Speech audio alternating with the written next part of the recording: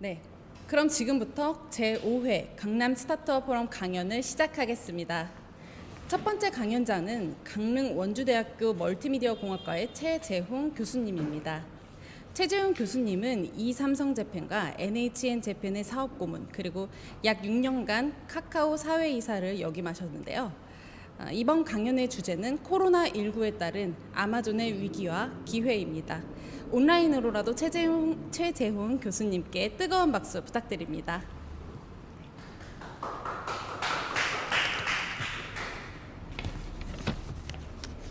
지금 방송되고 있는 건가요?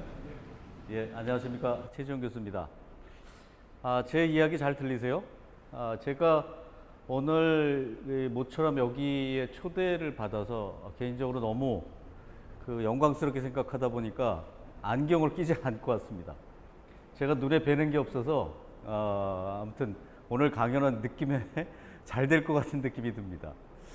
사실 오늘 여러분들에게 드리고 싶은 얘기는 코로나가 우리에게 어떠한 영향을 미치는가에 대한 부분을 사실 기업이나 이런 주변 환경을 최근에 많이 들으셨죠. 포스트 코로나에 대한 이야기를 많이 들으셨죠. 그런 부분에 대해서 이야기를 좀 드리고 기업의 한 예를 말씀드려 보도록 하겠습니다. 사실 코로나 그렇게 중요하지 않습니다. 사실 그것이 우리 기업과 국가와 내가 있는 조직에 어떤 영향을 미칠 것이고 그리고 어떻게 우리가 행동할 것인가에 대한 부분이 가장 더 중요한 이야기죠. 저는 어떻게 보면 97년부터 기업들과 일을 하기 시작했습니다. 운이 좋게도 92년부터 대학의 발령을 받으면서 실제 경험을 하고 싶은 마음에 필드로 나갔습니다. 지금까지 20여 년 이상 기업들과 일을 하다 보니까 사실 총론 잘 모릅니다. 강론을 더 좋아하고요. 어떻게 보면 대학 교수님들이 10년, 20년, 30년을 보고 연구하시지만 저는 앞으로의 6개월이나 향후 1년이 더 궁금합니다. 그런 부분에 있어서 조금 더 디테일하게 말씀을 드렸으면 저도 좋겠습니다. 제가 오늘 준비한 것은 코로나에 대한 아마존에 대한 이야기를 좀 하려고 합니다. 사실 그 전에 굉장히 중요한 이야기를 하고 싶은데요. 지금 제가 알기로는 이제 여러 스타트업에서 많이 오신 거로 알고 있습니다. 저희는 그 라떼는 말이죠. IMF도 겪었고, 금융위기도 겪었고, 뭐 버블도 꺼지는 걸 경험했고, 사실 우리 선배들은 그보다 더 많은 것들을 경험했죠. 그래서 웬만한 산전수전 공중전에 그렇게 큰 위협을 느끼지 않습니다. 그러나 이 코로나에 대한 부분은 상당히 좀 다른 것 같습니다. 어떻게 보면 저희 자체도 굉장히 우왕좌왕하고 있는 입장이죠. 스타트업 분들은 최근에 어떤 조사에 의하면 46% 정도가 이 코로나가 우리에게 기회를 줄 것이다 라고 얘기를 했다고 합니다. 여러분, 위기는 위기일 뿐입니다. 위기가 기회가 되려면 그것은 살아남은 자들의 전리품입니다. 어떻게든 사셔야 되죠. 과연 이것이 어떻게 우리의 삶의 기회를 줘서 새로운 기회를 맞이할 것인가라고 하는 것은 일단 살아나야 된다라고 하는 그런 과제가 있습니다. 그래서 최근에 주변의 상황들을 한번 이렇게 보도록 하겠습니다. 제가 매일 아침에 한 번씩 보기 때문에 오늘 아침에 다시 업그레이드를 한 것 같습니다. 거의 3천만 명 가까이 며칠에 한 번씩 100만 단위 숫자가 바뀝니다. 그리고 또 며칠에 한 번씩 돌아가시는 분들의 숫자가 바뀌고 있죠. 이게 언제까지 갈런지는 아무도 예측하지 못합니다. 파우치 소장은 올해 내로는 백신이 나올지도 모른다라고 얘기를 할 뿐이고 과연 그것이 올해가 갈지 내년까지 될지 내후년까지 될지 아무도 예측하기 어렵다라고 하는 것입니다. 여기서 세계의 모든 경기들이 하향하고 있죠. 저는 정말 놀라운 것이 뭐냐면 한 번도 세계의 모든 경기라든지 산업이 뒤로 처지는 경우를 그렇게 쉽게 보지 못했습니다. 그런데 최근에 들어와서는 의미가 없을 정도로 모든 숫자들이 마이너스로 내려가고 있습니다. 이게 마이너스 6이냐 마이너스 9냐 마이너스 1이냐 이거에 대한 의미는 별로 없습니다. 왜? 또 어떤 사건이 일어나서 그 수치가 또 바뀌게 될지 모르죠. 다만 하나의 큰 흐름은 뭐냐면 우리나라는 그나마 성공한 나라 중에 하나라고 하는 겁니다. 예를 들어서 무디스나 IMF에서 우리나라의 경기 수치를 그나마 다른 나라에 비해서 좋게 평가하고 있습니다. 그것은 방역에 대해서 성공한 나라들의 공통점 중에 하나입니다. 방역에 실패한 나라, 인구가 많은 나라, 그리고 어찌 보면 선진국에서 이거에 대한 방만하게 처리한 나라들은 경제적으로 엄청난 후퇴를 받습니다. 그러나 우리가 2차가 오면서 조금 더 이것이 수치가 떨어지고 있다고 하는 것은 상당히 불안한 요소 중에 하나입니다. 아무튼 최근에 들어와서는 2차에 대한 그런 사건들이 우리에게 부정적인 영향을 주는 것은 틀림없습니다. 제가 4월, 5월까지의 데이터를 이렇게 보면 모든 것들은 후퇴가 됐습니다. 최근에 들어와서 주가가 올라간다고 해서 산업이 올라간다고 하는 이야기와 조금 차이가 있습니다. 오히려 중소기업들은 더 나쁩니다. 오히려 언택트한 기업들 또는 IT한 기업들, 기술 기업을 위주로 세계 S&P의 500에 들어가 있는 몇 개의 기업이 주가를 올리면서 마치 세상에 있는 그쪽 산업이 올라가는 것처럼 보이지만 실제적으로는 그렇지 않다라고 하는 것이죠. 굉장히 어려운 면들이 많이 보입니다. 하물며 여행업 같은 경우, 뭐 뒤에 우리 조상구 대표께서 오셔서 말씀을 나누겠지만 이런 공유를 한다든지 아니면 여행을 한다든지 비행을 한다든지 이런 모든 산업은 완전히 100% 이하로 떨어진 적이 더 많습니다. 100% 이하라고 하는 것은 뭐냐면 지난해보다도 훨씬 더 나쁘다고 하는 겁니다. 떨어지는 정도가 완전히 바닥 이하로 떨어졌다고 하는 얘기죠. 그런 것들이 점점 더 가중화되고 있습니다. 그러나 과연 이런 분들에게도 기회가 있을까요? 없을까요? 라고 하는 얘기는 차후에 말씀드려 보도록 하겠습니다. 모든 수치들이 다 뒤로 올라가고 뒤로 떨어지고 있고 다만 우리나라는 그래도 공공 부분이라든지 민간의 일부에 있어서는 수치가 올라가고 있는 것은 상당히 좋은 예라고 볼 수 있습니다. 사실은 그 크기에 대해서는 큰 의미가 없다라고 말씀을 드렸습니다. 최근에 들어와서 3월 달 정도 돼서 우리가 구글 트렌드나 네이버 트렌드를 이렇게 보시면 구조조정에 대한 이야기, 실직에 대한 이야기, 실직수당 또는 명퇴 이러한 용어들에 대한 키워드가 올라오고 있습니다. 어떻습니까? 그 당시에 무슨 일이 벌어졌다라고 하는 얘기죠. 굉장히 어려움이 있다라고 하는 얘기입니다. 4월 달 정도 돼서 또 한 번 그런 일이 있었습니다. 7월 달 정도 돼서 또 한 번 그런 일이 있었습니다. 이것이 반복적으로 한두 달 사이에 많은 사람들의 관심을 가지고 있다라고 하는 얘기입니다. 그만큼 경제와 사회와 국가가 어렵다라고 하는 거죠. 최근에 재난지원금 얘기가 나옵니다. 모든 국민들에게 돈을 나눠줬죠. 어떻습니까? 어디에선가는 짜이고 있습니다. 저는 국립대학에 근무하지만 필요 없는 예산 20%를 절감하라고 얘기가 나옵니다. 어쩔 수 없는 상황입니다. 무엇인가 한쪽에서 늘어나게 되면 한쪽에서는 배를 줄여야죠. 그런 일들이 다반사입니다. 저는 그나마 우리나라에서는 굉장히 우리나라의 뭐라고 얘기합니까? 이 지금은 이제 K 방역에 대한 이야기지만 그 전에는 오스카상을 탔던 나라죠. K 뮤비입니다. 그리고 동남아를 중심으로 K 드라마가 뜹니다. 그리고 중국과 세계적으로 K 뷰티가 날아다니고 있습니다. 하물며 요즘은 한국물만 마시는 K 워터라고 하는 것도 있다라고 합니다. 이렇게 K에 대한 우리나라가 단군 이래에 이렇게 훌륭한 브랜드를 가지고 있는 적이 없었다라고 그러는 거죠. 여러분들도 아시겠지만 이러한 것들이 점차 발전이 돼서 우리나라의 기업에도 좋은 영향을 미쳤으면 좋겠습니다. 이건 뭐 PPL을 하는 건 아니지만 실리콘밸리에 있는 더 밀크의 손재권 대표가 그 얘기를 했습니다. 여러분, 미국에서요, 한국을 인용하는 게 엄청 많습니다. 그런데 한국의 기업이 잘 보이질 않아요 라고 하는 것은 상당히 아쉬운 부분입니다. 여러분, 이게 굉장히 좋은 기회였죠. BTS가 최근 들어서 세계를, 음악계를 석권하고 있습니다. 이런 것들이 계속 이어져야 될 것으로 봅니다.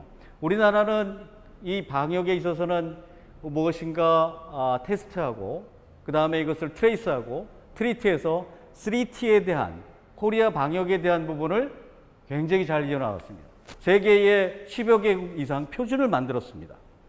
단지 10분 만에 이러한 것들이 완성된다고 하는 거죠. 아직도 어떤 나라에서는 코로나 바이러스에 감염된 사람을 손으로 적어서 팩스로 보내서 다시 수기로 해가지고 상부에 보고하고 누락되고 다시 거기에 더 올라가고 하는 일들이 반복되고 있는 나라도 있습니다. 그 선진국에서 그렇게 하고 있다고 하는 거죠. 우리나라 어떻습니까? 단 10분, 20분 만에 그러한 것들이 다 완결된다고 하는 나라입니다. 정말 대단한 나라죠. 하물며 이러한 것들을 모방해서 애플이나 구글에서 좋은 솔루션도 만들어냈죠.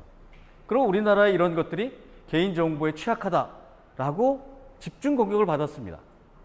그래서 블루투스로 사람들을 컨택하게 되면 서로 데이터를 가지고 있다가 감염자가 생기면 블루투스 접촉을 한 사람들에 대해서 고지해서 자가격리하세요. 또는 치료를 받으세요. 검사를 받으세요. 이런 메시지를 준다고 합니다. 이게 구글과 애플이 세계적으로 펼치고 있는 그런 앱이죠. 그리고서 하는 얘기가 개인정보에 대해서 굉장히 탁월하다라고 얘기하지만 저는 이게 방송이 되고 있지만 저는 구글과 애플이 우리 개인정보를 지켜주리라고 생각하지 않습니다.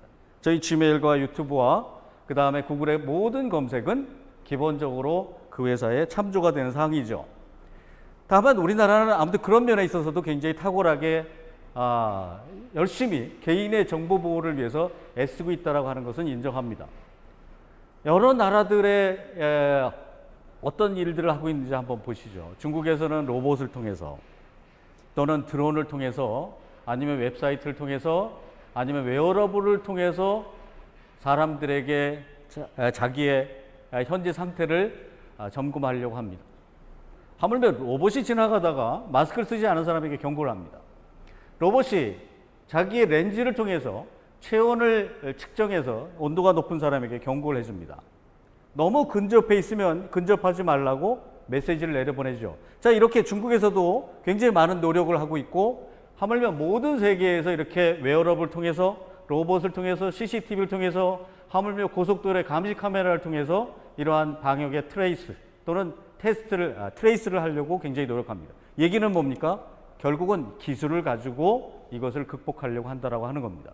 우리에겐 살아남은 경우에 이런 기술을 가진 기업은 굉장히 좋은 기회가 될 것이다라고 하는 것이죠. 제가 몇 가지 사례를 이렇게 한번 보시면 중국에서는 로봇이 공원에서 사람들을 체킹합니다. 온도 또는 마스크 또는 거리두기 이런 것들을 하죠. 아무래도 싱가포르에서도 비슷합니다. 잘못하면 경찰까지 출동하는 그러한 것이죠. 지금 이렇게 로봇들이 활약을 하고 있습니다. 다른 나라에서도 그런 비슷한 사례들이 많이 나오고 있죠. 이러한 것들은 어떻습니까? 과거에는 없었던 거죠. 이젠 뉴 노멀이 새로운 노멀로 자리 잡기 시작을 했습니다. 대표적으로 저는 참 이해가 안 갔던 것 중에 하나가 뭐냐면 저는 아마존을 10여 년째 공부하고 있습니다. 아마존 그로서리를 인공지능을 통해서 그것의 신선도를 체크하고 하는 것들을 봤습니다. 그러나 누구도 어떠한 푸성기, 어떠한 야채, 과일, 고기, 생선 이런 것들이 검증되지 않은 상태에서 배달되는 것에 대해서 굉장히 사람들은 별로 좋아하지 않았죠. 그런데 이렇게 팬데믹 사건 이후에 500% 이상의 그로서리 딜리버리가 떴습니다. 보지 않고 산다라고 하는 얘기죠. 느끼고 산다라고 하는 얘기죠.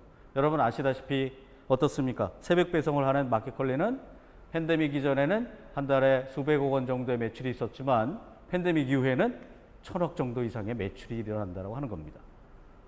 이렇게 사람들의 관념들이 바뀌었습니다. 지금은 가성비나 이런 것보다는 안전과 신뢰에 대한 이야기가 더 먼저 나오고 사람이 가능하면 비접촉하는 것이 있다고 하면 그것을 선택하는 거죠. 제가 뉴멀의 몇 가지를 얘기를 드리도록 하겠습니다. 여러분들이 잘 아시는 넷플릭스 같은 경우죠. 몇 달 사이에 1,600만 명 이상의 가입자를 불러들였습니다. 유럽에서는 70% 이상의 트래픽을 거기다 하다 보니까 그 트래픽을 강제적으로 줄이려고 합니다. 왜? 원격 근무 또는 재택 학습, 원격 의료 이런 것들에 대한 트래픽이 사실은 영화나 엔터테인먼트 쪽으로 들어간 것을 막기 위해서 유럽에서는 그런 강제 조치를 취하려고 한다라고 하는 얘기까지 들었습니다. 최근에 BTS가 온라인 공연을 했죠. 76만 명이 동접을 했습니다. 여러분 동접이라고 하는 것은 그 시간대에 몰린 겁니다. 어떻습니까? 260억 원이라고 하는 엄청난 돈을 90분 만에 벌었습니다.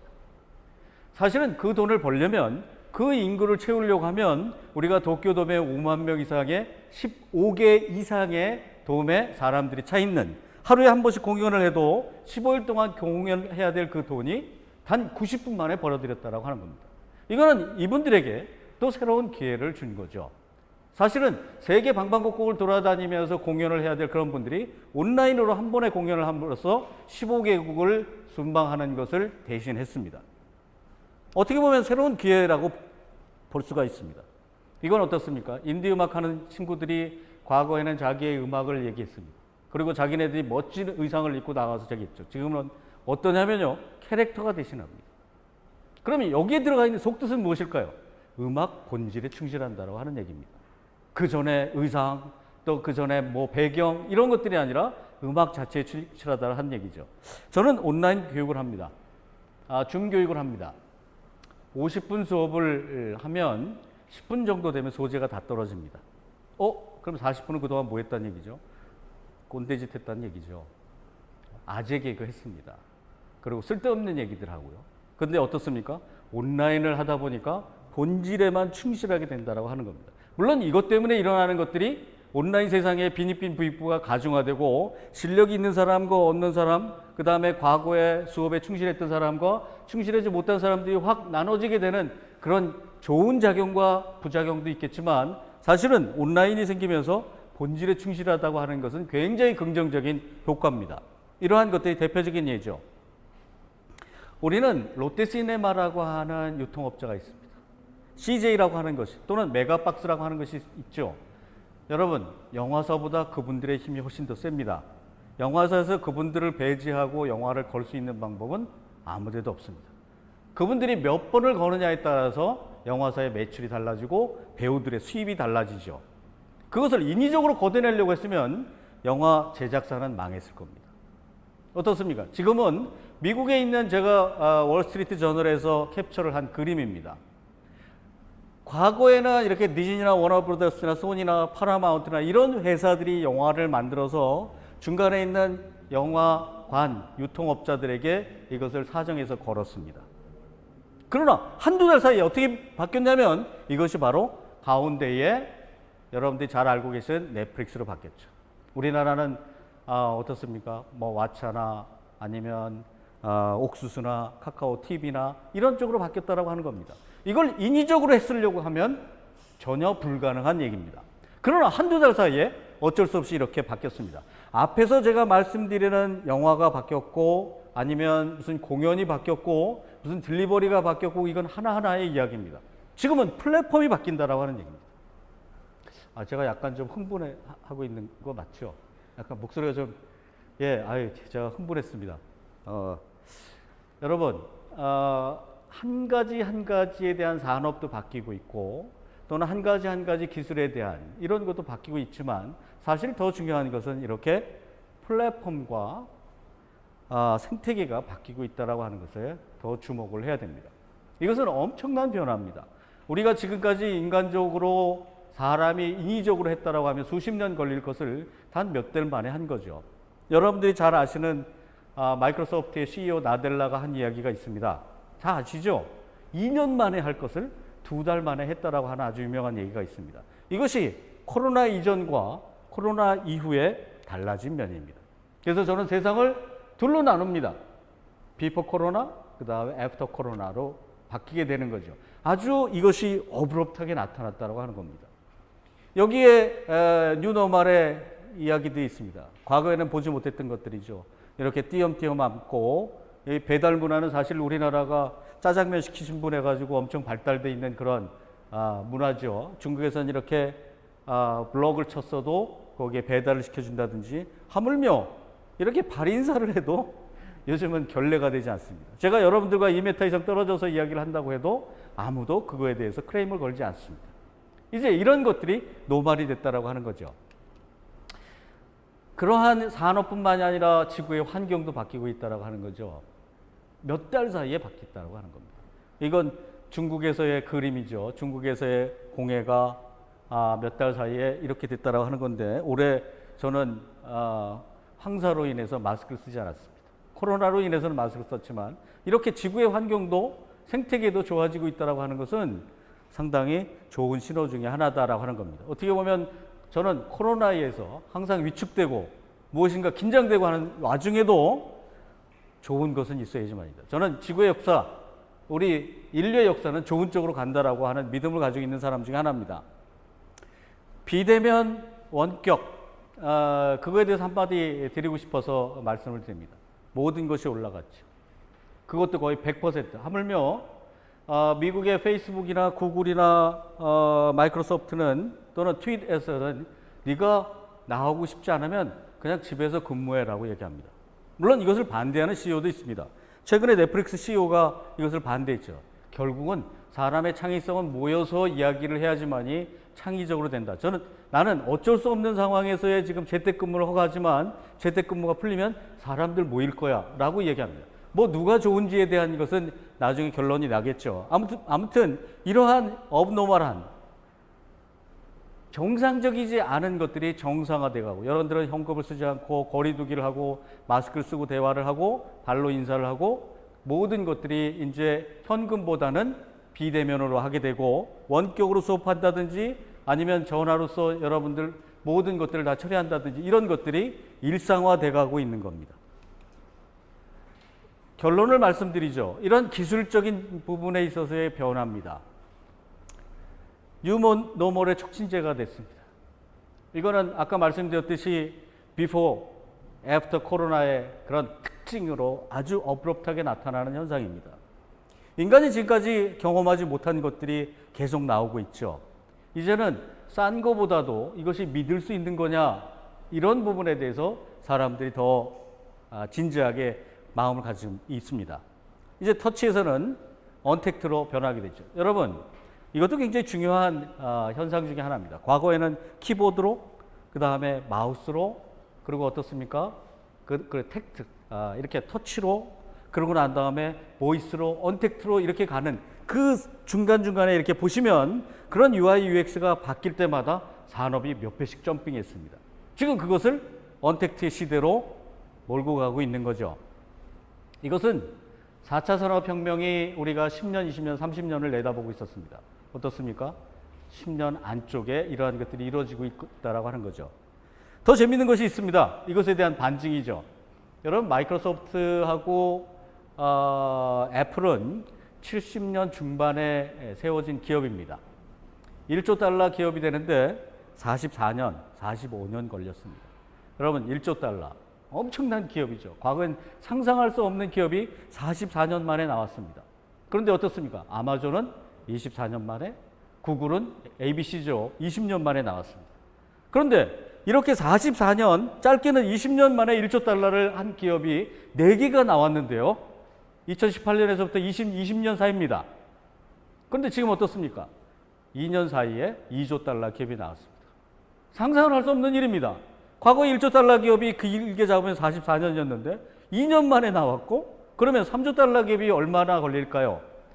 글쎄요. 2년보다도 더 짧지 않을까요? 왜냐하면 지금 벌써 2조 달러를 넘은 기업들이 나오기 시작하고 있다고 하는 거죠. 그래서 3조 달러 기업의 마중물이 되고 있습니다.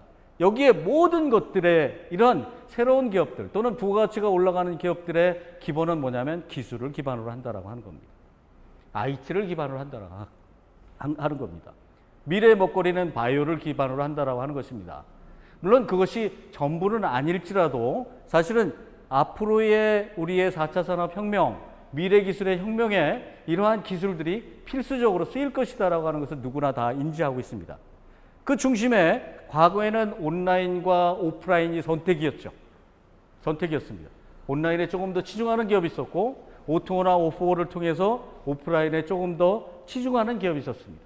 그것은 하나의 선택이었죠. 그러나 어떻습니까? 지금은 선택이 아니라 필수가 됐습니다. 온라인이 필수가 됐죠. 모바일을 통하든 VR 기기를 통하든 하물며 전화나 TV를 통하든 간에 우리가 온라인은 기본적으로 필수적인 상황이 됐습니다. 새로운 기술들이 거기에 들어가기 시작했습니다. 그래서 여러분들은 화상으로 교육을 받고 화상으로 재택근무를 하고 아니면 여러분들이 의료 시스템마저도 화상을 통해서 할 수 있을 정도가 돼가고 있습니다. 이런 것들이 새로운 무인 자율주행을 만들고 손흥민 선수가 유럽에서 뛰는 축구를 여러분들 눈앞에 볼 수 있는 것은 바로 이러한 뉴 테크놀로지 때문에 그렇습니다. 그것이 몇 해만 전에 또는 몇 달 전에는 야 이게 내후년 될까 아니면 2022년에 될까 2023년에 될 거예요 아무리 늦어도 2025년엔 될 거예요 한 것이 2020년, 2021년으로 당기게 된 것은 코로나 바이러스 덕분입니다. 저는 코로나 바이러스에 대해서 부정적인 의견을 갖지 않으려고 노력하고 있습니다. 누구나가 아까 말씀드렸듯이 굉장히 어려운 면을 겪고 있지만 이것을 어떻게든 간에 반전의 기회로 삼아야 된다라고 하는 것이 제 생각입니다. 원격 비대면이 되고 바이오의 새로운 시장이 들어가고 그 다음에 디테일한 자기 주변에 있는 것들이 중요해지기 시작했습니다. 여러분 최근에 아시죠? 동네 슈퍼가 뜨고 있다라고 하는 얘기를 들으셨죠? 이젠 먼 데서 시키는 것이 아니라 동네 슈퍼에서 물건을 시키기 시작했습니다. 하물며 국가도 마찬가지입니다. 과거의 세계의 모든 글로벌화에서 유통을 세계에 펼쳐놨더니 어떻습니까? 이번 코로나 사태 때문에 그런 기업일수록 더 큰 곤란을 받았습니다. 그래서 이제 로컬도 굉장히 중요하다라고 하는 그런 마인드가 생기기 시작했죠.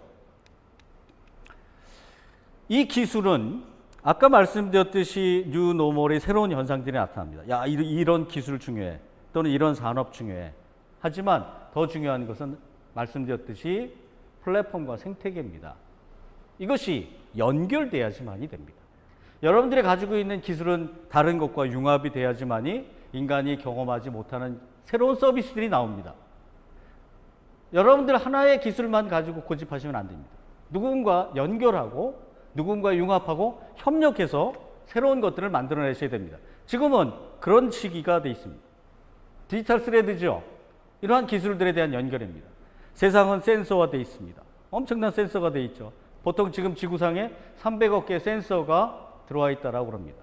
지금은 5G에다 그걸 연결해야지만이 됩니다.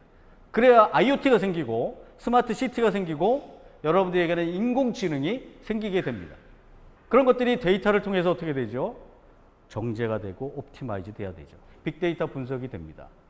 그 결과는 여러분들이 눈앞에 보이는 것뿐만이 아니라 여러분들에게 자율주행을 주고 여러분들에게 VR, AR을 주고 여러분들의 원격 의료를 주고 이렇게 인간이 지금까지 경험하지 못한 서비스를 만들어내려면 센서에서부터 시작해서 이것이 네트워킹되고 모니터링돼서 어널라이징, 옵티마이징 돼서 우리의 궁극적인 목표는 손 안 대고 코 푸는 그러한 산업들을 만들어내는 것이죠. 여러분, 이제는 산업의 하나가 중요한 게 아니라 이것의 연결점이 굉장히 중요합니다. 그런데 이것은 기본적으로 4차 산업혁명의 기본 흐름입니다. 코로나로 인해서 이것이 땡겨졌다라고 하는 거죠. 2년치의 일을 2개월 만에 했다라고 하는 나델라의 이야기처럼 땡겨졌습니다. 그런데 이것은 국가나 또는 어떤 사회나 글로벌리하게 보면 4차 산업혁명이지만 인류에게 미치는 것이지만 한 기업에 미치는 것은 디지털 트랜스포메이션입니다. 결국 디지털 트랜스포메이션이 점점점 빨라지고 있다고 하는 겁니다. 디지털 트랜스포메이션은 뭡니까? 간단하게 정의하면 지금 나와 있는 코어 기술과 그 다음에 출현하는 미래 기술을 가지고서 선제적으로 대응했다라고 하는 겁니다. 여기서 가장 중요한 용어는 선제적 대응입니다. 제가 또 흥분하고 있죠? 이게 죄송합니다. 이게 제가 1시간 안에 이런 이야기를 드리려고 하니까 자꾸 흥분하고 있는데 원래 자주 흥분합니다. 천천히 말씀드리도록 하겠습니다. 여러분, 지금 기업들, 큰 기업들은 디지털 트랜스포메이션을 하려고 노력하고 있습니다. 그것은 아까 말씀드렸듯이 센싱에서부터 오토노미 서비스를 만들어내는 그런 과정들을 전반적으로 하는 것이죠. 지금 제가 설명드릴 아마존이라고 하는 기업도 거기에 상응하는 기업입니다.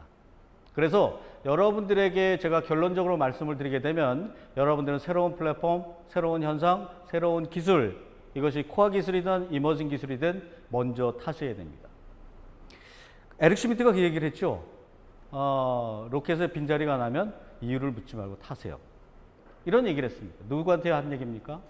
여러분들 그 페이스북의 CEO인 샌드버그한테 한 얘기입니다. 일단 타셔야 됩니다. 선제적으로 대응을 하라라고 하는 얘기입니다. 그 대표적인 기업으로 줌과 아마존을 이야기하고 싶습니다. 여러분, 줌은 어떤 기업입니까? 코로나 있기 전에 하루에 회의 개체 수가 한 2천만 건, 1,000만 건 이 정도 됐습니다.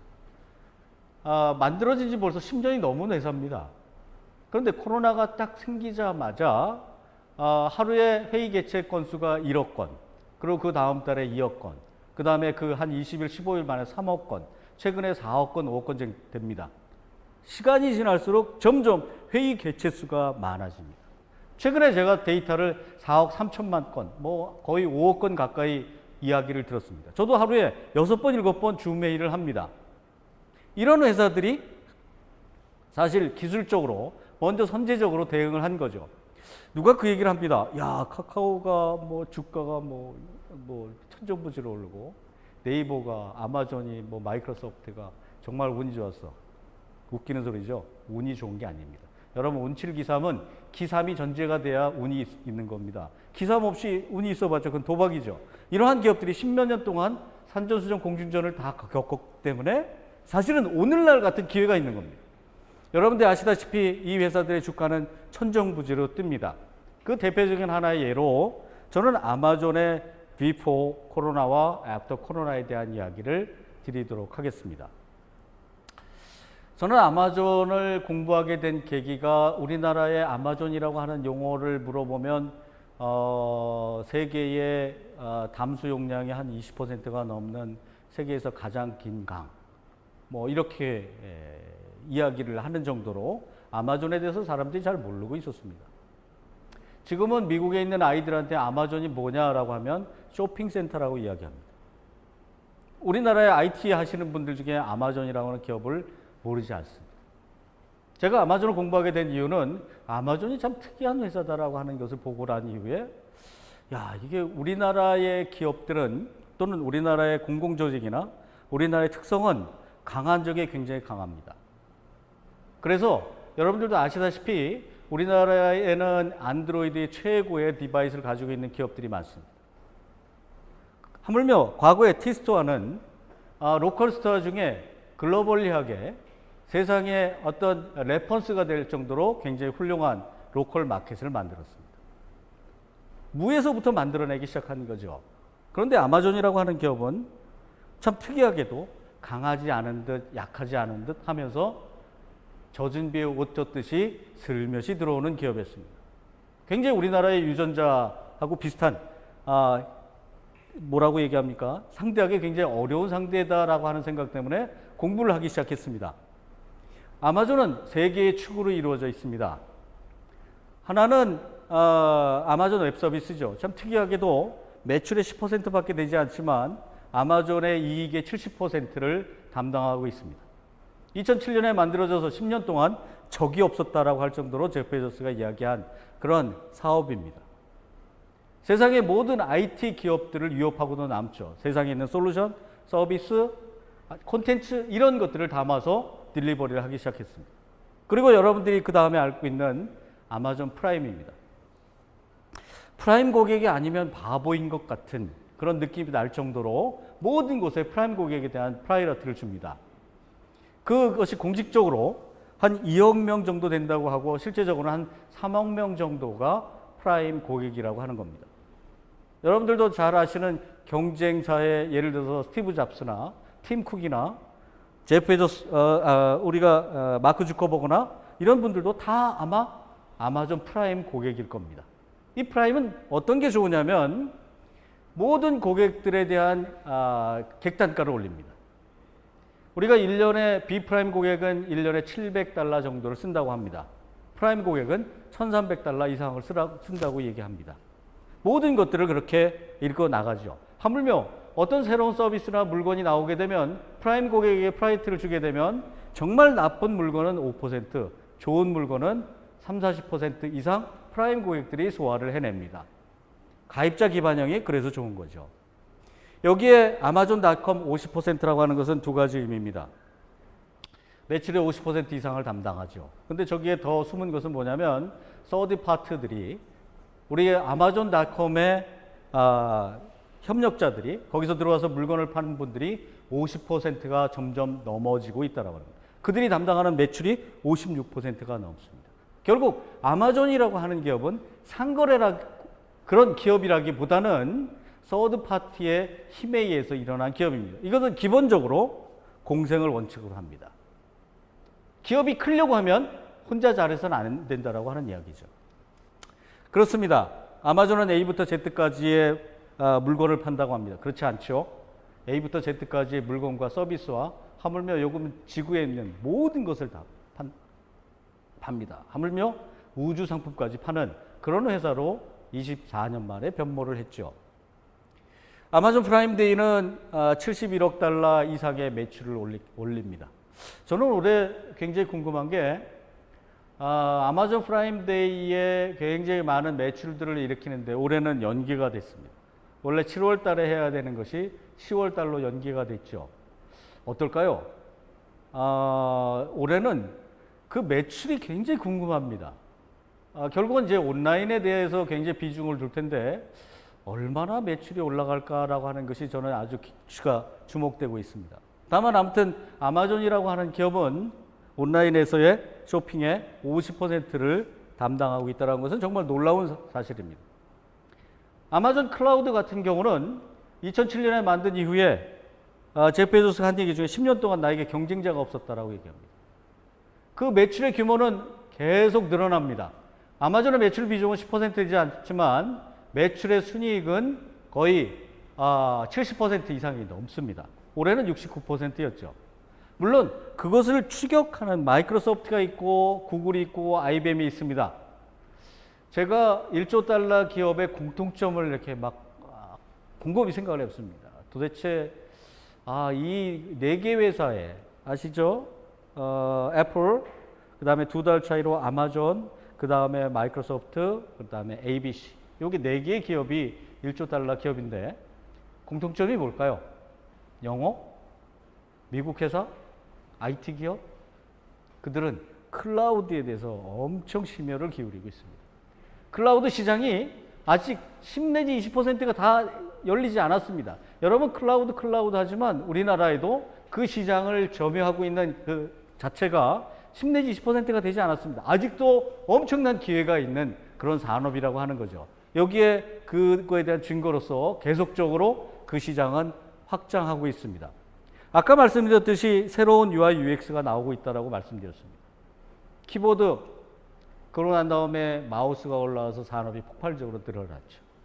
마우스가 있는 이후에 또 다른 것이 무엇이 생겼냐면 터치가 생겼죠. 2007년에 애플의 스티브 잡스가 터치 스크린으로다가 스마트폰을 만들어서 지금 이렇게 엄청난 산업을 10여 년 동안 향유하고 있었습니다.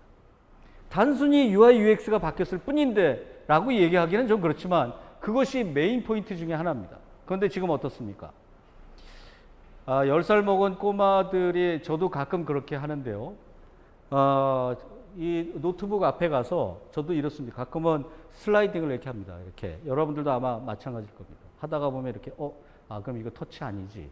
그리고 이제 마우스를 만지시기 시작하죠. 아니면 터치패드를 만지기 시작합니다. 10살 먹은 아이들이 TV 앞에 가서 이렇게 TV 화면을 바꾸려고 이렇게 합니다. 그러면 한 4, 5살 동생이 뒤에 서 있다가 뭐라는지 아시죠? 저 9세대. 헤이 카카오 TV 틀어줘. 또는 지니아 TV 틀어줘. 채널 바꿔. 핑커벨 윈도우 올려줘. 이렇게 말로 합니다. 여러분, 이 말로 한다라고 하는 것은 아이가 태어나면서부터 인터넷을 쓰기 시작한다라고 하는 겁니다. 100세 먹은 노인도 우리가 터치하지 않아도 말로 인터넷을 사용한다고 하는 겁니다. 아마존의 제프 베조스는 1993년, 4년 초에 인터넷이 2400% 이상, 2300% 이상 트래픽이 올라갈 것이다라고 해서 연봉 100만 달러와 그의 몇 배 되는 연봉을 포기하고 창업을 해서 24년 만에 세계 최고의 부자가 됐습니다. 그러한 기회가 새로 오고 있다라고 하는 겁니다. 여러분들에게 그러한 새로운 일들이 벌어질 수가 있습니다. 제가 여기에 아마존 고를 이렇게 보여드립니다. 이거는 4년 전부터 2016년에 나온 영상인데요. 저는 처음에 이걸 보고 깜짝 놀랐습니다. 그리고 제가 이곳에 6번을 가봤습니다. 6개월마다 바뀌는 과정을 봤습니다. 그것은 코로나 있기 이전의 일입니다. 여기에 나타나는 현상, 이건 증거고요. 제가 물건을 들고 그냥 들고 나갑니다. 여러분, 아마존 고에 대해서 설명을 드릴 이유는 없죠. 그냥 물건을 들고 나가기만 하면 자동 계산된다라고 하는 거죠. 제가 그렇게 한번 해봤더니 정말 자동 계산이 됐습니다. 여기에 샤방샤방한 젊은이가 접니다. 웃자고 드린 말씀입니다. 이 방송이어도 아재 개그가 가능하다는 것을 보여드리는 사례입니다. 전혀 안 웃으시네요. 자, 제가 이렇게 보시면 여기에 미래 학자들은 87명이 필요한 슈퍼에 단 8명이면 된다 이렇게 얘기를 합니다. 그거에 대한 증거는 사실은 없습니다. 그러나 하나 분명한 것은 여기에 엄청난 센서들이 있습니다. 그리고 110개가 넘는 카메라들이 있습니다.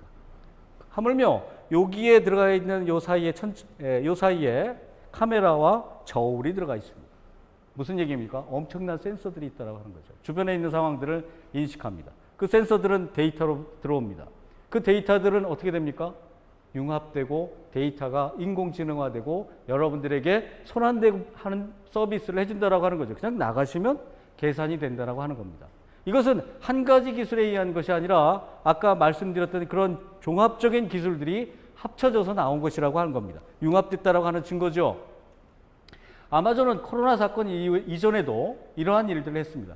이게 이미 4년 전부터 만들어진 것입니다. 코로나와 무관합니다.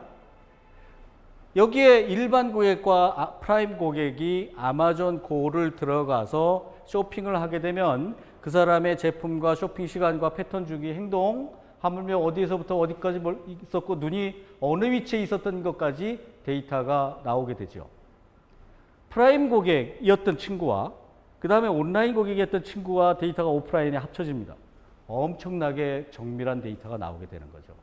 저보다도 저를 더 잘 알게 되는 아마존이라고 하는 겁니다. 결제를 하고 나오게 되면 어떻습니까? 그 사람의 결제의 수준을 봐서 경제력이 나오게 됩니다. 소비 수준이 나오게 되죠. 선호하는 물품들이 나오게 됩니다. 추천 서비스가 가능하고 이 사람들이 향후 어떤 물건을 살지에 대한 예측 데이터들이 가능하다고 하는 거죠. 이것이 아마존의 클라우드에 올라갑니다. 그 다음에 인공지능화 되죠. 여러분, 이거는 엄청나게 무서운 이야기입니다. 내가 있는 모든 것들이 내가 하는 행동 패턴과 앞으로의 미래까지도 이들이 다 알고 있다고 하는 거죠. 여러분들이 마치 구글씨는 너를 알고 있어 라고 하는 이야기와 똑같은 이야기입니다. 다만 구글은 온라인이지만 아마존은 오프라인에서도 이러한 데이터를 수집하기 때문에 엄청나게 정교한 데이터를 가지고 있다고 하는 것은 부인하지 못합니다. 어떻습니까? 이러한 코로나 이후에 여기에 아마존의 제가 제품들, 눈에 띄는 제품들을 이렇게 보여드렸습니다. 드론도 있고, 블루오리진도 있고, 하물며 아마존 비디오도 있고, 어떻죠? 전부 언택트입니다. 제가 여기서 드리고 싶은 이야기가 있는데요. 지금 언택트나 코로나를 대비해서 열심히 한다. 늦은 얘기죠. 그 전에 열심히 하던 기업들이 지금 새로운 기회를 맞고 있습니다. 아까 말씀드렸던 운칠기삼에 기삼이 먼저 있어야 된다고 하는 거죠. 그래서 우리는 이런 것과 상관없이 열심히 해야 된다고 하는 겁니다. 여기에 이렇게 새로운 것들을 맞이하는 것들 중에 아마존 그로서리, 아까 말씀드렸지만 그로서리의 매출은 온라인 매출은 500% 이상 뛰었습니다. 이거는 제가 2월 달에 아마존 2월 26일 날 오픈을 했는데요. 어저께 정보 수집이 돼서 1월 달에 들어가 봤습니다. 오픈되지 않을 때 들어가 봤는데 아직도 저는 이해가 가지 않는 게 어떻게 배추가 싱싱하고 원래는 그거 아마존 프레시에서 딥러닝을 통해서 그런 것들을 한다라고 이야기가 돼 있었습니다. 그러나 그 많은 과일, 야채, 고기, 생선들을 신선도를 측정해서 이것을 물건의 제가격을 매겨서 할 수 있을까라고 하는 것은 아직도 궁금한 상태입니다. 다만 이런 것들이 4, 5년 전부터 이미 다 계획이 돼 있었더라고 하는 거죠. 우리는 새로운 시대에 새로운 것을 담는 것은 맞지만 그 전에 그것을 미리 준비하는 것도 굉장히 중요합니다. 멋진 이야기가 하나 있습니다. 아이스크림 장사에 성공하려고 하면요. 겨울에 준비해야 된다라고 하는 얘기입니다. 겨울부터 팔기 시작해야 된다라고 하는 이야기가 있습니다. 이 제프 베조스의 기본적인 비즈니스 철학 중에 롱텀 뷰가 있습니다. 장기적으로 생각하세요라고 하는 이야기가 있죠. 거기에 어떻게 이런 코로나를 맞아서 이렇게 우연찮게 된 것입니다. 센싱이 되죠. 가지고 있는 모든 제품들이 센싱이 됩니다. 그리고 자기네들 자체적으로나 아니면 5G를 맞아서 최소한 20배 이상의 빠른 그런 데이터들을 수집하게 됩니다. 이것이 자기네 클라우드에 모니터링되고 수집되고 빅데이터 분석이 됩니다. 그리고 이것이 옵티마이징 돼서 여러분들에게 아마존고나 아마존 그로스리나 아니면 자율주행 운송 배송 로봇이라든지 이런 것들을 만들어내고 있는 것입니다. 이것이 우연찮게 나왔을까요? 아마존은 2010년 이후부터 미국에서 가장 R&D로 투자를 많이 하는 회사입니다. 그 회사는 10여 년 동안 이익이 나지 않았죠. 그리고 이익의 폭도 굉장히 작습니다. 그런데 그것을 어떻게 항상 그렇게 이익의 폭이 작게 20몇 년 동안 유지를 할 수 있었을까요? 돈이 생기면 무슨 일을 하죠? R&D를 투자를 합니다. 애플의 2배 이상씩 항상 투자를 해왔습니다. 그것이 좋든 나쁘든 간에 연구 개발을 꾸준하게 했다라고 하는 것은 의미가 있습니다. 여러분, 네이버와 카카오를 한번 보십시오. 카카오, 저는 사회이사를 6년 반 했습니다만 항상 적자가 나던 회사였습니다. 여러분, 카카오톡으로 해마다 적자가 나는 폭이 엄청 좀 사람이 들어올수록 가입이 생길수록 더 많아지겠죠. 카카오페이 마찬가지입니다. 카카오 여러분들이 많이 보시는 만화 웹툰 카카오 페이지 마찬가지였죠. 다 적자였습니다. 그래도 꾸준하게 투자를 했습니다. 지금 어떻습니까? 하루에 매출이 10억씩 이상이 나고 그 다음에 한국말을 낳는 산업으로 카카오뱅크라든지 이런 것들이 나옵니다. 그 전에 R&D 투자에 대한 부분이 여러분들은 인식하셔야 됩니다. 항상 연구개발을 하셔야 된다고 하는 얘기죠. 우리가 돈이 남으면 어떻습니까? 연구개발에 투자합니다. 그 다음에 우수한 인력을 뽑습니다.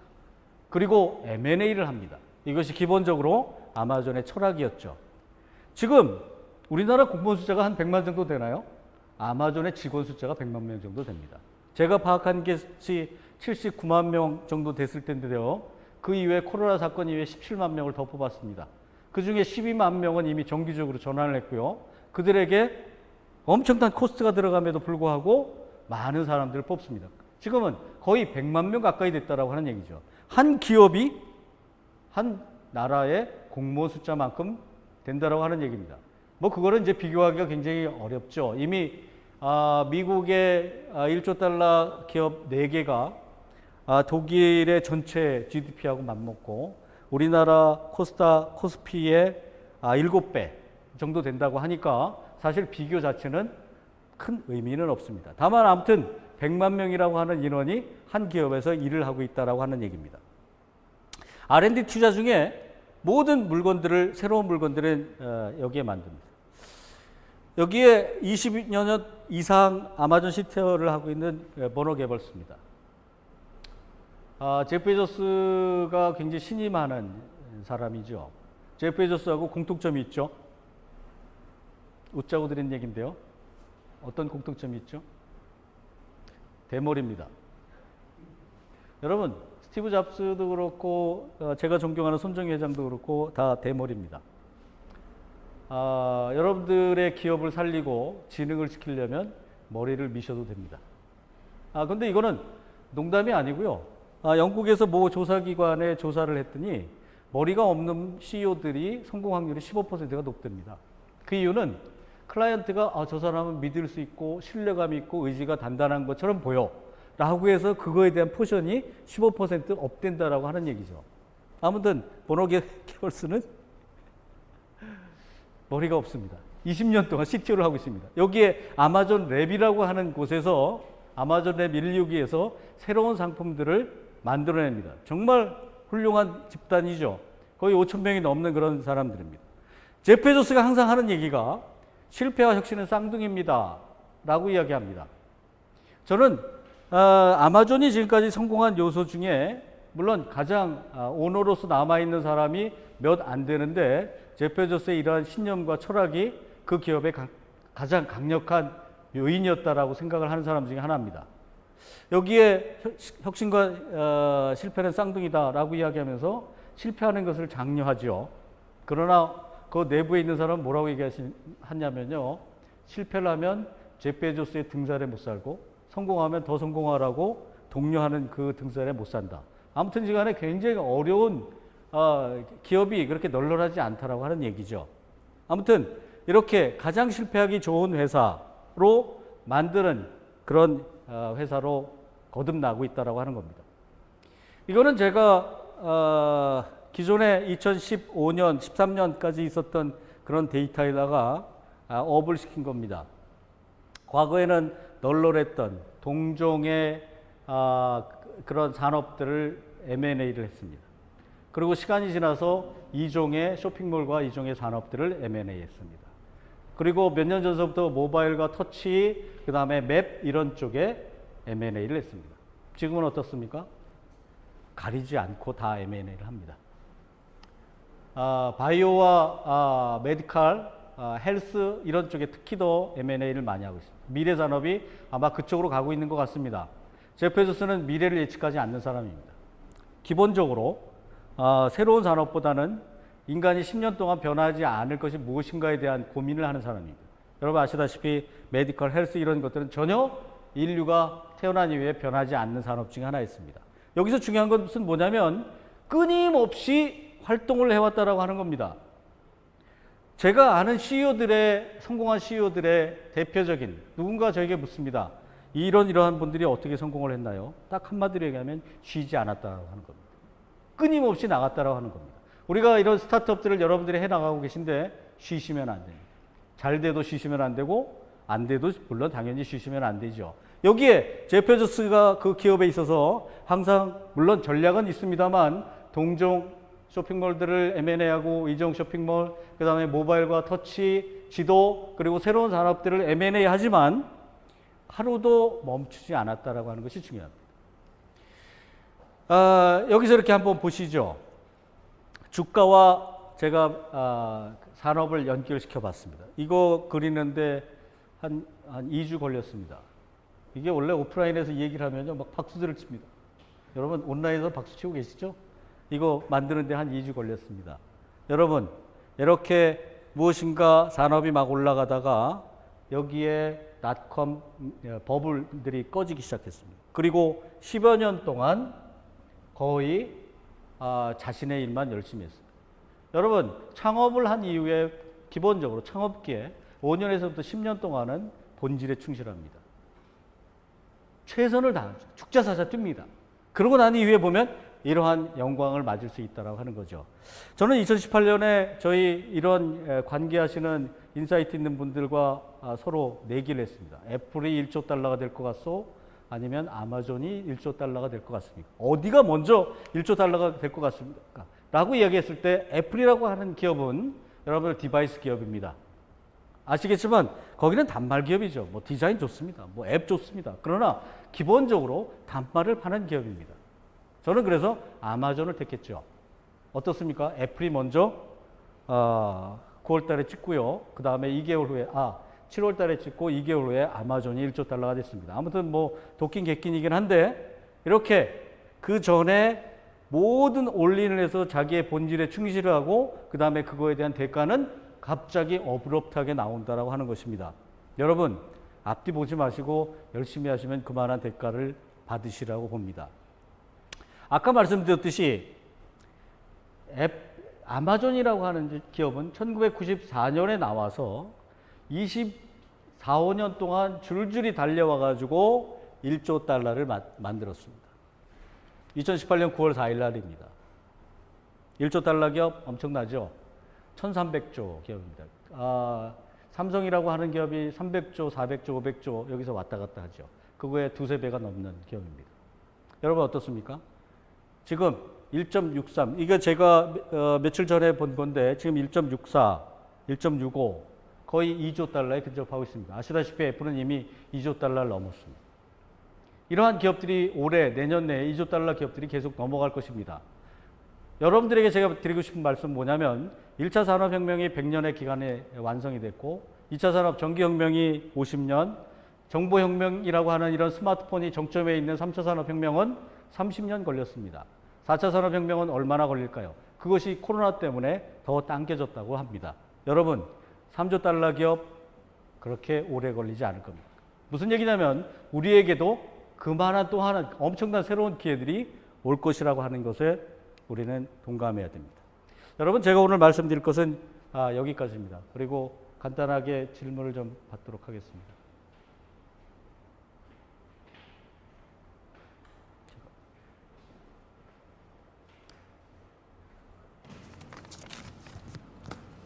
네, 최재훈 교수님의 강연 잘 들어보았습니다.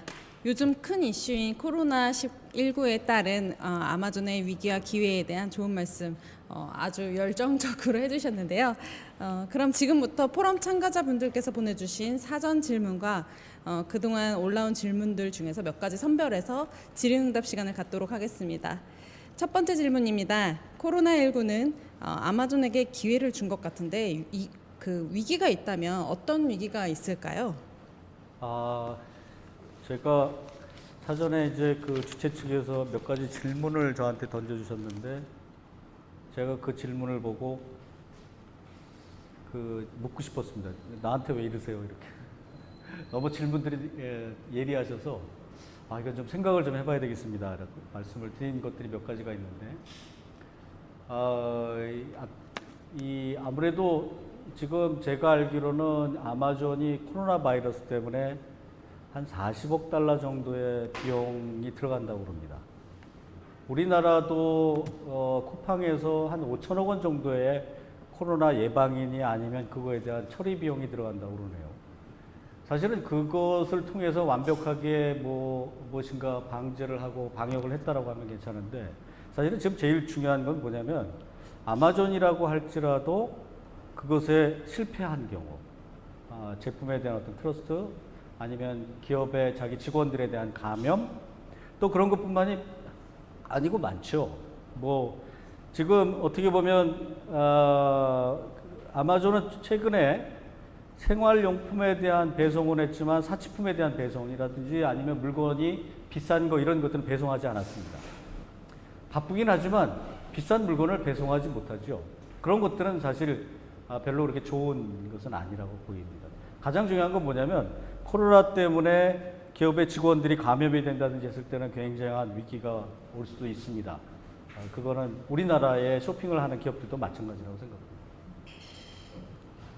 네, 감사합니다. 아까 강연하실 때 아마존을 10여 년째 공부를 하셨다고 하셨는데요. 이번 질문 역시 아마존에 대한 질문입니다. 국내 커머스 시장에서 물류센터에서의 감염을 우려한 배송 지연이 계속될 거라고 생각합니다. 물류센터와 같은 배송 전반의 자동화와 비대면을 아마존은 어떻게 해결하고 있나요? 사실은 우리가 풀필먼트 센터라고 하는 그런 부분에 제프 베조스는 이러한 역병이 돌기 전서부터 엄청난 투자를 했습니다.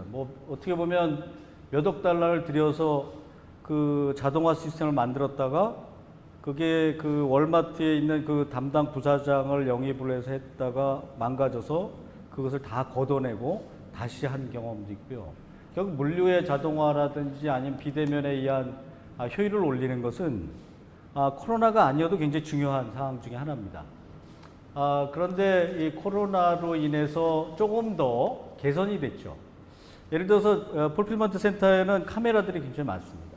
그래서 AR을 통해 가지고 제가 알기로는 AR을 통해서 2m 이상 2m 이내로 사람이 접근하게 되면 경고를 준다든지 아니면 그 카메라를 통해서 사람들의 발열을 체크한다든지 이런 것들에 대한 시스템을 새로 최근에 만들었습니다. 그래서 아마 우리나라에서도 거의 비슷한 형태일 텐데요. 그런 것은 기본적으로 요즘은 필요하다고 생각하는 부분이고 거기에 코스트가 굉장히 많이 들어가죠. 근데 이것을 비용으로 칠 거냐 투자로 칠 거냐에 대한 부분은 저는 투자라고 생각을 하고 있는 부분입니다. 최근에 아시다시피 쿠팡에서도 그러한 일들이 있었고 마켓컬리에서도 그러한 일들이 있었는데 우리나라 기업들을 이렇게 보시면 아시겠지만 선제적으로 잘 대응을 하고 있습니다. 예. 네, 이어서 세 번째 질문입니다. 코로나19의 영향으로 커머스 플랫폼을 선택하는 기준도 바뀌고 있다고 생각하는데요. 기존에는 가성비와 빠른 배송이 선택의 기준이었다면 이제는 신뢰의 문제도 매우 중요한 선택 기준이 될 것 같습니다. 아직도 국내 주요 커머스 업체들은 셀러와 소비자를 중개만 시키고 품질 보증에는 책임을 지지 않는 그런 경향이 많이 보이고 있는데요. 커머스 플랫폼이 사회적 신뢰와 책임을 함께 나눌 수 있는 방법에 대한 의견을 듣고 싶습니다. 어려운 질문이죠. 어떻게 보면 여러 가지 커머스의 형태에 따라서 뭐 중개만 하느냐, 책임도 지느냐, 뭐 여러 가지 형태가 있겠습니다만 기본적으로 자기 자신의 사이트에서 이 운행이 되는 것은 도의적인 책임을 면할 수는 없죠. 그래서 저는 이게 어떤 플랫폼이나 그 플랫폼들이 합쳐져 있는 생태계에서 보면 그렇게 단순 중개만 하고 만약 사고가 터졌을 때 나 몰라라 하고 그것을 A와 B의 책임으로 돌리고 이렇게 된다고 하면 우리가 하루 이틀은 잘 될 수 있지만 시간이 지나면 아까 말씀드렸던 트러스트의 기본 사회에서는 도태될 거라고 봅니다. 그래서 이 아마존의 형태에서 보면 제프 베조스가 그런 부분에 대해서는 굉장히 아주 엄격합니다. 콜센터에다가 연락을 해서 만약에 그것이 해결되지 않거나 억울한 점이 있으면 CEO@amazon.com으로 보내게 되면 CEO가 직접 그것을 처리를 하게 되고요. 그래서 여러 가지 시스템으로 그걸 막고 있는데 사실은 시스템은 그거에 대한 부분이고요. 기업 자체가 그러한 컬처가 있어야 됩니다. 우리 소비자를 기본적으로 보호한다라고 하는, 그리고 서드 파티도 우리들에게 굉장히 중요하기 때문에 둘 간의 연결에 있어서 기본적으로 그 회사가 트러스트를 갖는다라고 하는 것에 있어서는 누구나가 다 각성을 해야 되는 부분이라고 생각합니다. 뭐 이거는 뭐 총론적인 이야기지만 굉장히 중요한 얘기로 저는 생각하고 있습니다. 네, 저도 많이 동감하는 얘기인데요. 네. 네 번째 질문 이어서 드리도록 하겠습니다. 질문이 몇 개나 됩니까? 총 5개입니다. 예, 하나가 더 남아 있고요. 너무 긴장하고 있어서. 네. 네 번째 질문 드리고 이따 5번째 질문 마저 드리겠습니다. 네, 코로나19 위기를 극복하려면 가져야 할 내성은 무엇이며 이에 따른 기회를 포착하기 위해 갖추어야 할 능력은 어떠한 것들이 있을까요? 점점 이렇게 올라갈수록 어려운 질문이네요. 저도 고민을 굉장히 많이 했습니다. 왜냐하면 묻는 분들이 너무 많거든요. 코로나 때 어떻게 하오리까. 예전에 사실은 오토도 있었고 지금 최근에 인공지능도 있고 사물 인터넷이니 뭐 이렇게 시대적으로 기술적으로 변해오던 때가 있었습니다. 근데 제가 코로나가 아직도 한 번도 경험해 보지 못해서 굉장히 고민을 많이 했는데 결론은 뭐냐면 하던 거 열심히 잘하는 것입니다. 이 기회에 뭔가 새로운 걸 벌린다든지, 우리가 항상 80대 20 원칙인데요. 기존에 자기가 가지고 있는 80의 리소스를 새로운 20에다 부어야지만이 실패 확률이 적습니다. 아시다시피 새로운 산업들이 계속 나올 때 그때마다 고민을 하면 안 됩니다. 이거는 제가 가지고 있는 데이터가 아니고요. 여러분들이 산업이 변할 때마다 성공을 계속해온 기업들의 전략을 보시면 기존의 산업을 새로운 기술이나 새로운 경영이나 문화를 접목을 시켜서 발전을 했다라고 하는 겁니다. 우리 코로나 굉장히 특이한 상황이긴 하죠. 그러나 이것 때문에 무엇인가 완전히 100% 방향을 전환한다든지 아니면 새로운 일을 벌리는 것보다는 자신의 산업을 조금 더 여기에 정확하게 맞춰서 선제적 대응을 하는 것이 저는 중요하다고 생각합니다. 여러분, 제가 질문하고 관계없는 얘기를 하나 드리면 새로운 산업이라고 하는 것에 대해서 곰곰이 한번 생각을 한번 해보십시오. 지금 이런 코로나 때문에 7조 달러의 기존 산업이 무너졌다고 합니다. 그러면 코로나가 해결되면 어떤 의미일까요? 새로운 산업이 일어나기도 하지만 7조 달러의 기존의 산업도 새로운 기회가 있다고 하는 겁니다. 최근에 여러분들 아시다시피 여행을 담당하는 마이디어 트립인가요? 400억 원 투자를 받은 기업이 여행 관련한 기업이었죠. 지금 여행에 투자할 이유가 없습니다. 그러나 틀림없이 이것이 해결되면 여행은 황금알을 낳는 산업입니다.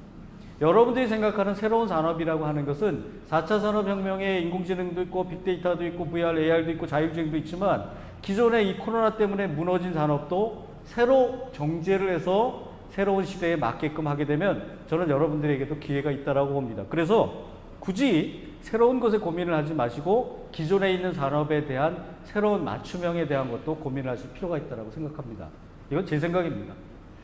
네. 예, 꺼진 불도 다시 보자라는 그런 말씀이시죠? 네. 네. 그럼 이어서 이제 교수님께서 기다리시던 마지막 질문 드리도록 하겠습니다. 코로나19 이슈로 인하여 많은 비즈니스 기업들이 긴축을 시행할 때 과감한 투자로 신규 인력과 인프라 확충을 하고 있습니다. 그러나 이러한 방식은 리스크가 너무 크기 때문에 다소 우려가 있어 보이는데요. 어떠한 기준으로 어려운 시기에 신규 투자를 단행했다고 생각하시나요? 예, 굉장히 중요한 말씀인데 뭐 모든 것이 100%다 일괄적으로 적용이 되기는 어렵겠죠. 제가 코로나 사건 이후에 제가 아는 CEO 한 30분 가까운 분들에게 메일을 드린 게 있습니다. 한 10가지로 정리를 해서 드렸는데 그 내용을 요약하면 이런 얘기입니다. 과거에는 무슨 사건이 일어나면 3가지로 일을 처리했습니다. 하나는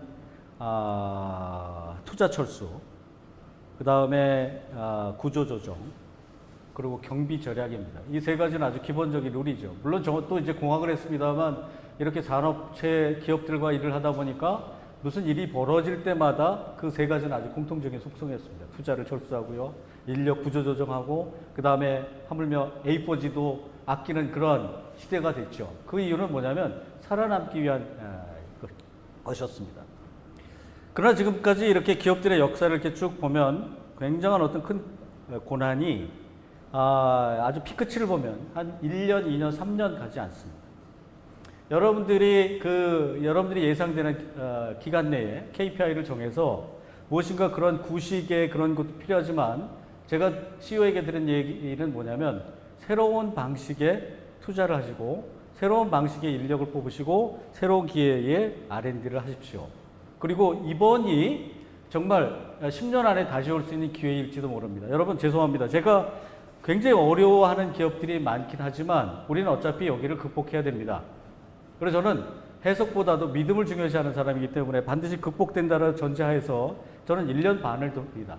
1년 반 안에 여러분들이 살아나셔야 아까 말씀드린 구산업에 대한 리파인을 하고 새로운 산업에 대한 어그레시브한 부분을 해서 기회를 맞이하실 수 있을 거라고 봅니다.